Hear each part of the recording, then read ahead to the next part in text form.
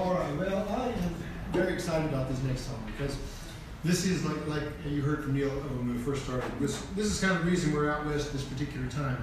And it's actually the first time we've taken this project out west. And mostly it's been the Ozarks. And it's about what we consider this man one of the great folk artists of our time. And he's still alive. And there's a picture of Mr. Ed Stilley. And he lives in a place called Hogskull Holler. I was amazed there's a gentleman here in the audience that not only floated the Buffalo River, but knows where Hogskull Holler is. What's over? Scald Holler. It's a place where they would scald the hair off the hogs in these natural limestone pools. They would heat up boulders and then push the hot boulders into the little pools and get the hot water. Y'all do that right here? But he made hundreds of musical instruments, and he gave them all away, mostly to children. He never took a dime for an instrument. We met Ed about 20 years ago, and immediately felt like this was something very, very important, and very, very true, and very pure. Something really hard to find this day and age. And maybe the last of his kind, who knows. But so it became kind of a 20-year obsession, you might say. And we actually became good friends. We visited him countless times over the years. And Kelly actually got to write a book about the life of Ed Stilley with pictures and everything. And the University of Arkansas Press published this last year. And so we're really excited tomorrow at the International Folk Art Museum because we have a whole show about Ed and his life, songs about Hogskull Holler, and we'll be doing that from 2 to 4 o'clock tomorrow, and then going out to schools. Completely different than what we're doing today. It's at 2 o'clock tomorrow at the museum. And so it's only an hour drive from here. I think it's free, isn't it? I think Do they have an exhibit at the end? Well, we have basically a mobile museum with us. And our van is filled. You can't even see our back. We had to stay with them in the house we're staying at, but because they don't all fit. But it's amazing that we have his second instrument he ever made. We have a great collection of instruments with us. We're going to play them in this show. Almost the entire show is going to be played on Ed Stilley instruments, which is an interesting challenge. And so we have 2 of them here to show you tonight to whet your appetite. This is a fiddle, believe it or not. The Ethel was our little higgledy-piggledy. This is the butterfly guitar that he gave me, and this is I'm going to give you kind of the nickel tour because there's more here even than meets the eye. This is made of scraps, basically. He got all the wood for free because it was wood that would have been burned otherwise. They call it slab wood, and he used whatever he can get his hands on. This is basswood and oak and cedar and walnut. This is a door hinge. They found in the holler. This is just a pork chop bone or a steak bone. From the dinner the night before he'll whittle up. The frets on these instruments are made from brazing rods. Where the welder would usually anything he can get his hands on. The inside is the best part. Listen. Door springs. Mine has a chainsaw sprocket in it. Mine has a big saw blade. You can hear it when I tickle it. The big saw blade. And we took these to a doctor's office and had an X-ray. You have that X-ray? Yeah. Oh, I do. I think you do. She actually brought an X-ray to show you. The book has lots of X-rays. This is the X-ray of Kelly's guitar. You can see the saw blade, the strings. You can see the third vertebra has a problem.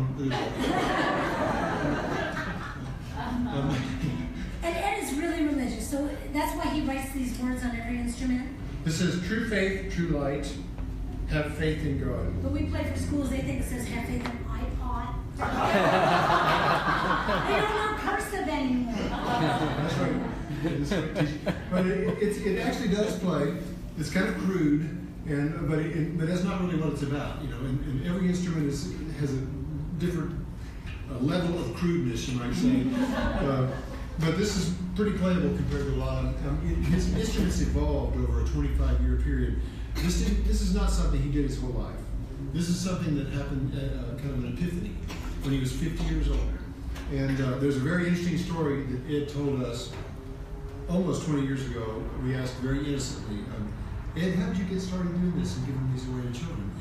And he said, well, you know, I was out there plowing with my mule like I always do, and they didn't have electricity back then. And he said he felt he must have had a heart attack And he was laying on this ground and looking at the sky. There was nobody to hear him, that he needed help. And so he just sat there, and at this moment he had a vision that was life-changing. And what he told me was that he saw himself at this moment as a giant tortoise in a raging river. These are his words. And that his 5 children were little tortoises holding onto the shell.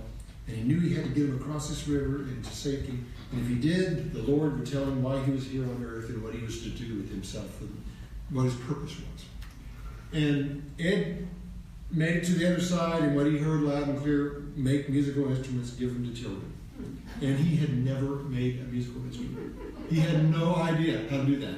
And he had nobody to ask, and so he just dropped everything and started. Yeah, he still worked with. He still had to do the chores, but Yeah.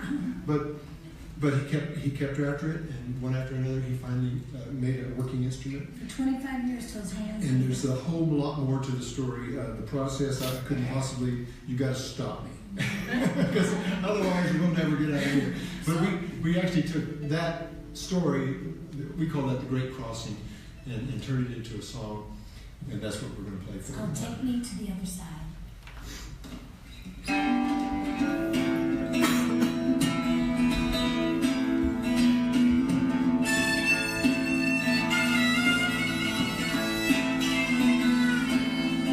Dark sun is beating down, dropped my plow on the rocky ground, and the world turned black in a heart attack, and a vision passed before my eyes.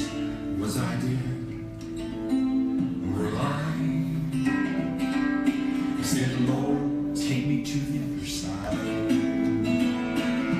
I became a great tortoise in swift flowing water, and clinging to my shell, my sons and my daughters.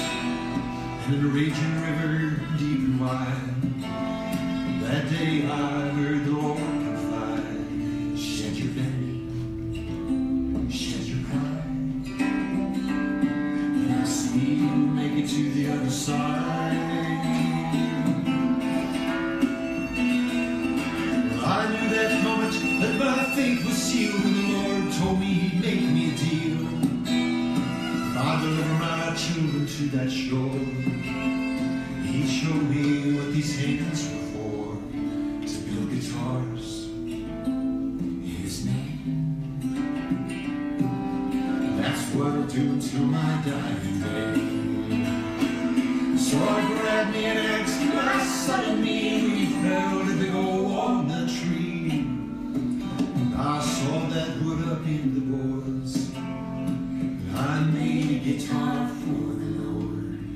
And the Lord looked down and smiled when it gave it away to a little child. Pork chop bone with a red tailpiece made from a steel hinge. Door springs always knotted in the middle. The Lord liked the sound when the old party jiggle. It's all the praise from brazen rod, carved on the top, true faith, true light. Have faith in God.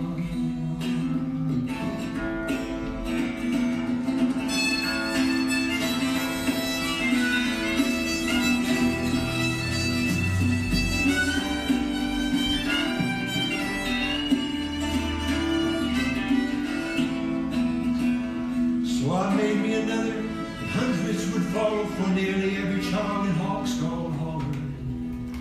Oh, but now I'm old and moving slow, but his love still carries me wherever I go. Though I walk with the King, still I rejoice in my Savior's name.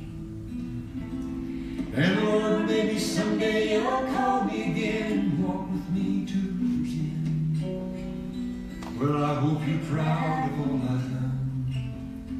I kept my promises, everyone, and I'll look to your eyes and say, the Lord, take me to the other side.